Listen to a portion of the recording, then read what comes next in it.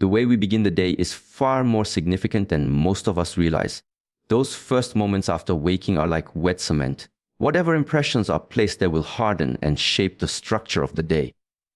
For many people, the day begins in a rush. The alarm rings, the phone is checked, emails and messages intrude, and already the nervous system is on alert. From that point forward, the day unfolds with a current of anxiety, a sense of being slightly behind, slightly unsettled. It is no wonder that so many people move through life fatigued, distracted, and reactive. They are not beginning with grounding, they are beginning with chaos. Morning prayer interrupts that cycle. It creates a pause before the demands of the world come rushing in. It establishes from the very beginning an atmosphere of clarity, intention, and peace. When someone like Dr. Schmitz leads this moment, it takes on even more depth because it is not just an individual sitting alone with scattered thoughts. It is a guided entry into the day, drawing on scripture, wisdom, and a voice that carries both conviction and warmth. The impact of this cannot be overstated. Psychologically, the brain is most malleable in the morning. The patterns you engage early in the day tend to set the framework for how your mind processes information later. If you begin with stress, the brain's threat detection systems are primed, and you are more likely to interpret neutral events as stressful throughout the day. But if you begin with prayer, with stillness, with gratitude, you are training the brain toward resilience and openness. You are literally programming your mental state toward calm strength instead of anxious reactivity. Philosophically, beginning the day with prayer is a declaration of priorities. It is saying, before I allow the world to shape me, I will first align myself with what is eternal. It reframes the day not as a random sequence of events to be endured, but as a purposeful unfolding that I can engage with consciously. In this sense, prayer is not escapism, it is orientation.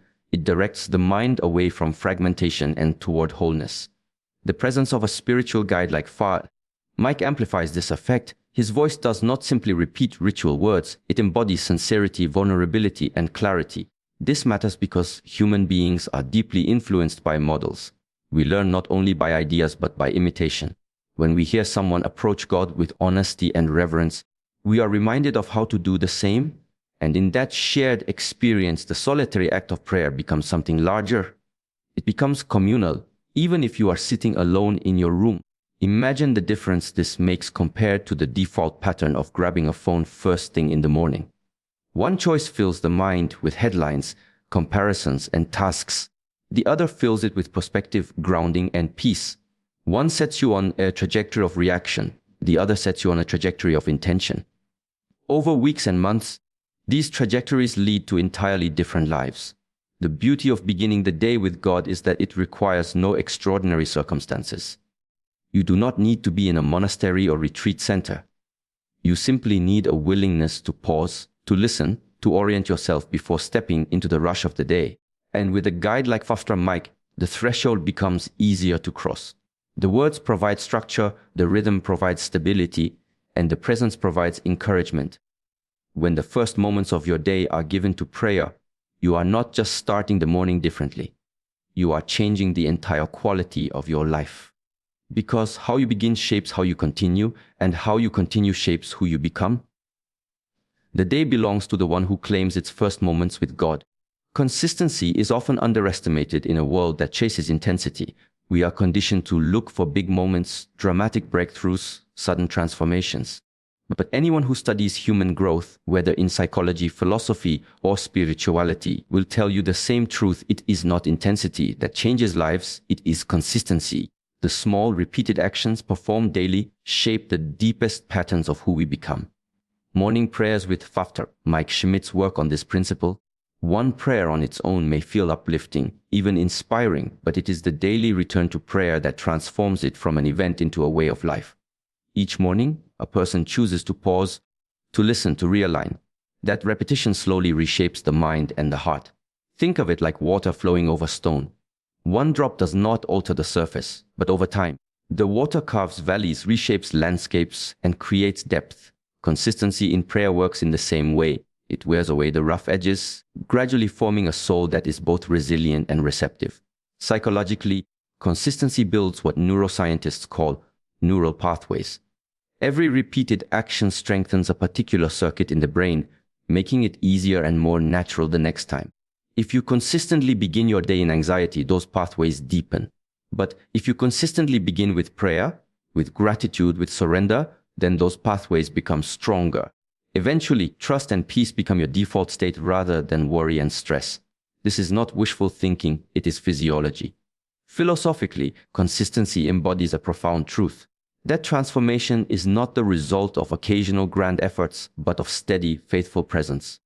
The Stoics spoke of daily exercises, habits of thought and action that shaped character over time.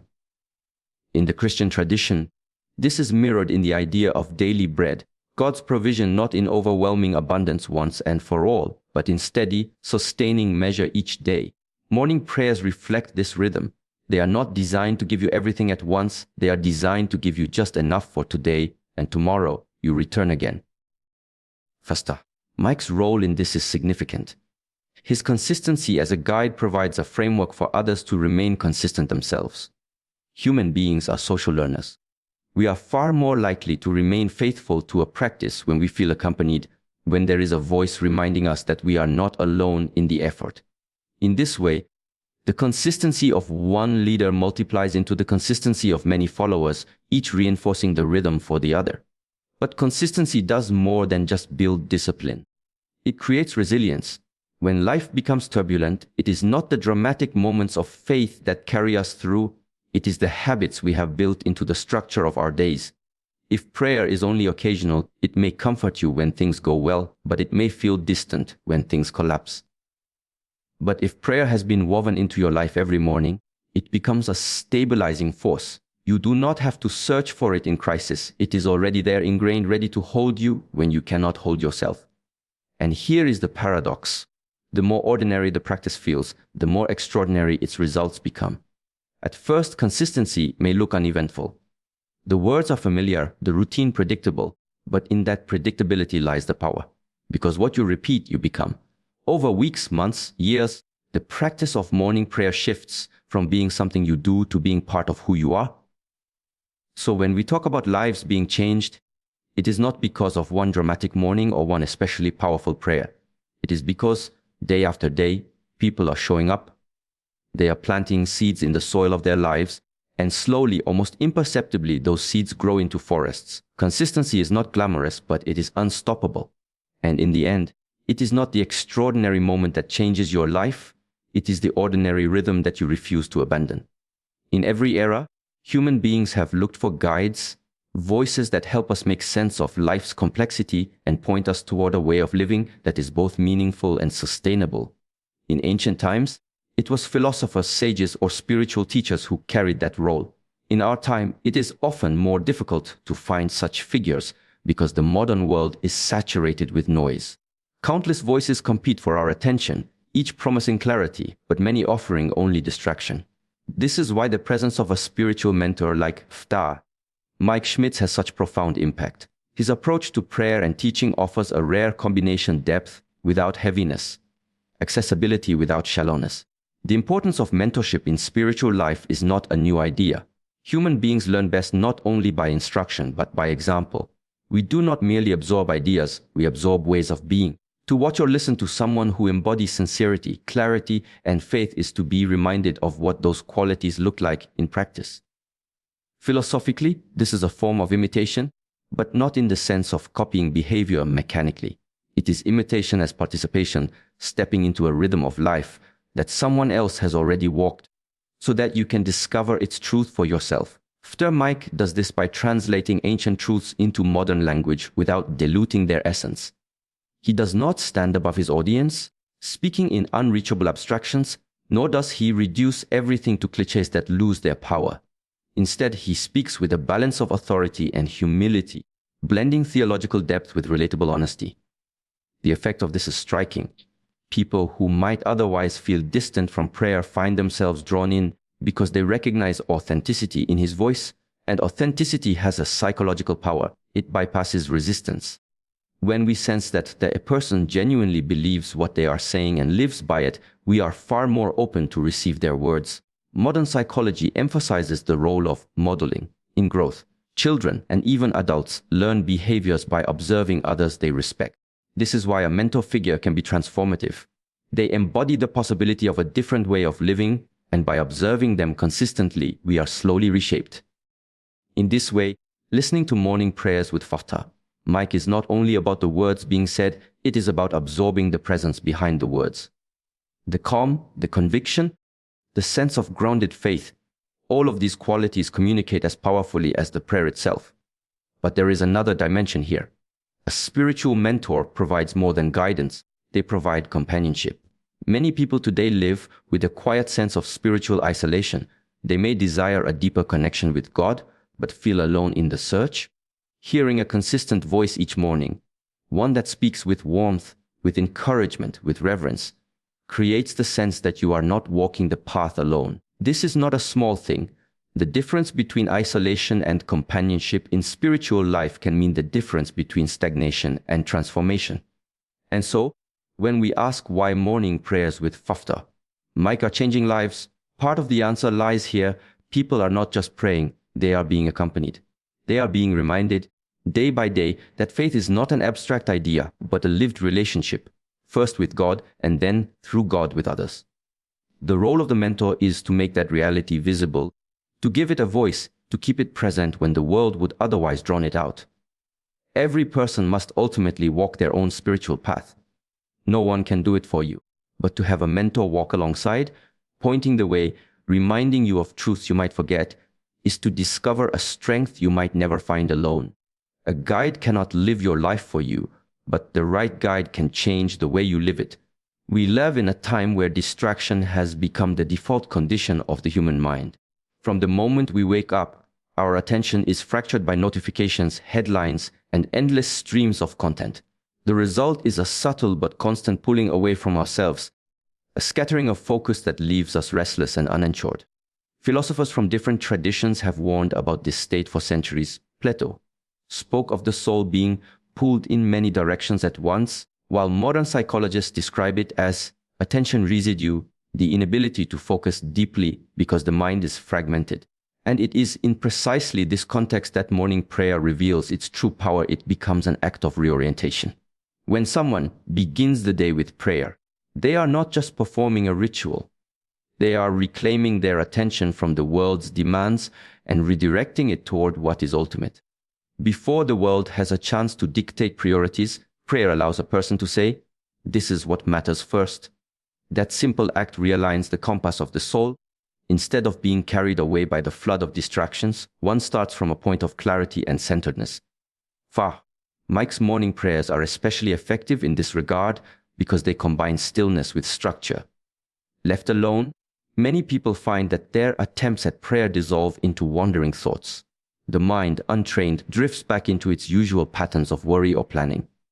But a guided prayer, spoken with intention, provides a framework that holds the attention. It acts as a container for the mind, channeling its energy rather than letting it scatter.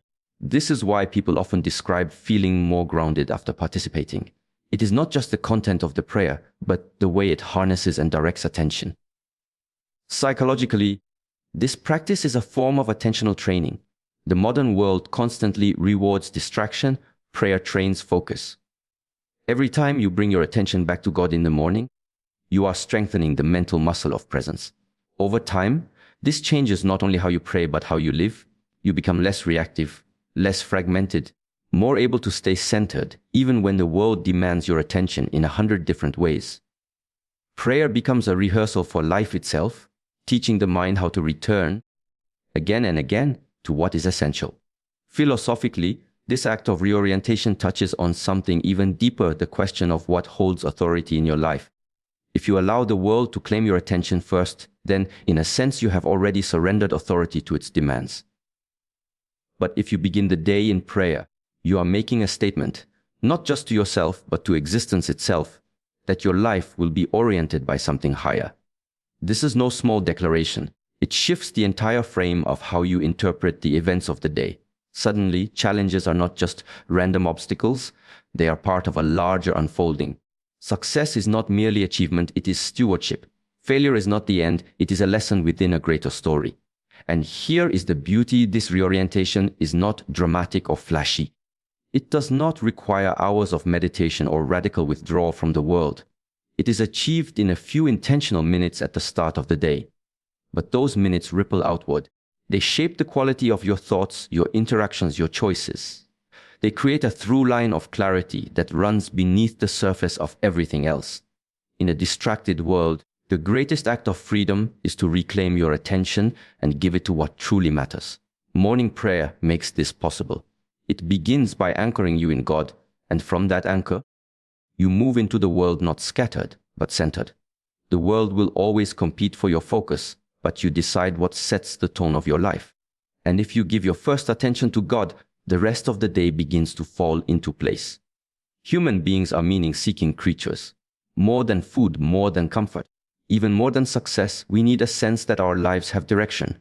Without meaning, we drift, and even the most pleasurable experiences feel hollow. With meaning, however, even suffering can be endured with dignity and purpose. This truth has been echoed across traditions, from Viktor Frankl's reflections in the concentration camps to the wisdom of religious mystics to the everyday stories of people who found strength in faith during hardship. Meaning is not a luxury, it is a necessity. And this is precisely where morning prayer enters with transformative power. It gives people a sense of higher purpose that cannot be manufactured by the world. When you pray at the start of the day, you are doing more than asking for blessings. You are situating your life within a larger story. You are acknowledging that your existence is not random, that your struggles are not meaningless, and that your choices contribute to something greater than yourself. Mike's morning prayers guide people into this awareness with remarkable clarity. He doesn't just offer words to recite. He invites listeners to see their daily lives, work, relationships, even small tasks as connected to God's unfolding plan. Suddenly, waking up early or showing kindness to a colleague is not just routine, it is participation in a divine narrative. Psychologically, this reframing is profound. Modern psychology often speaks of the importance of cognitive appraisal. The way we interpret events shapes our emotional response. Two people can face the same challenge, but one sees it as meaningless suffering, while the other sees it as an opportunity to grow or to serve something larger. The second person is far more resilient, not because their circumstances are easier, but because their interpretation is deeper. Morning prayer works in precisely this way. It gives us a lens through which to see the day, a perspective that transforms obstacles into opportunities and duties into privileges.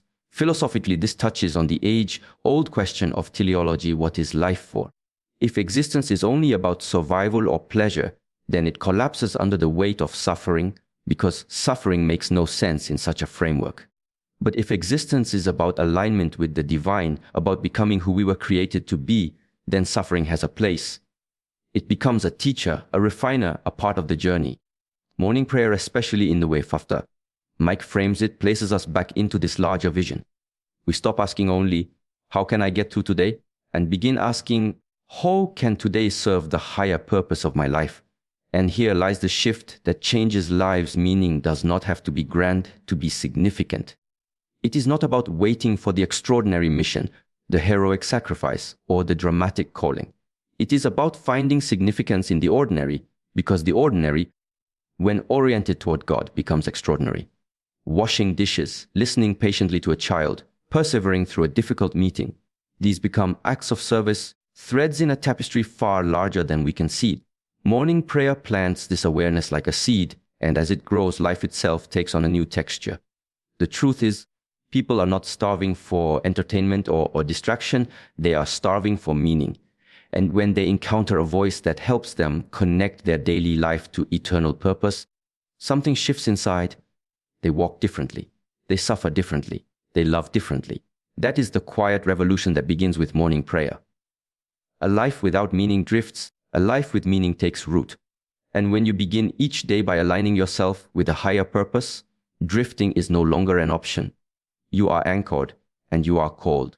One of the most underestimated forces in human transformation is community. We like to think of ourselves as independent, self-sufficient beings, but the truth is we are profoundly shaped by the people around us.